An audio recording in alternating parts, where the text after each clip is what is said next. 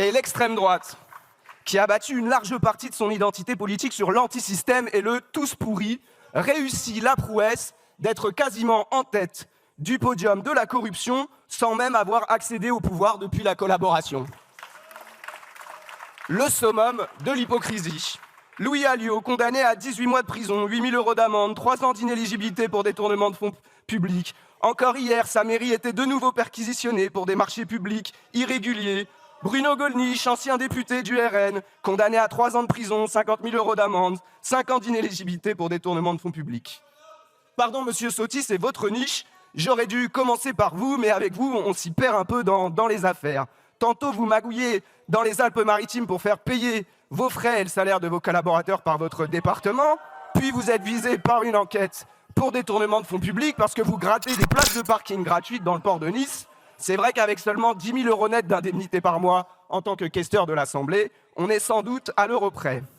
Et enfin, puisque vous n'avez pas encore coûté assez cher à la société, vous vous permettez de faire hospitaliser votre mère pendant 18 ans dans un service de soins réservé à des séjours de courte durée.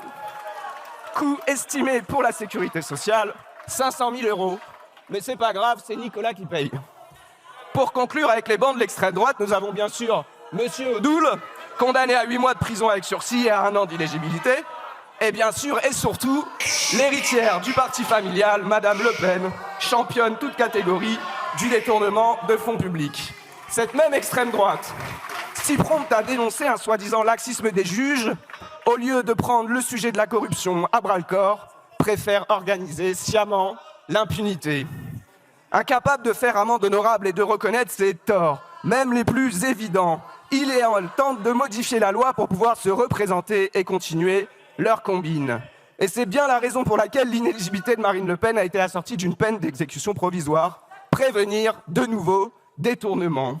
C'est la raison pour laquelle Marine Le Pen, condamnée à 4 ans de prison, à 100 000 € d'amende et à 5 ans d'inéligibilité, ne doit pas pouvoir se représenter, préserver l'argent public de ces magouilles à répétition. Et c'est une punition bien maigre par rapport au préjudice total des détournements du Rassemblement national.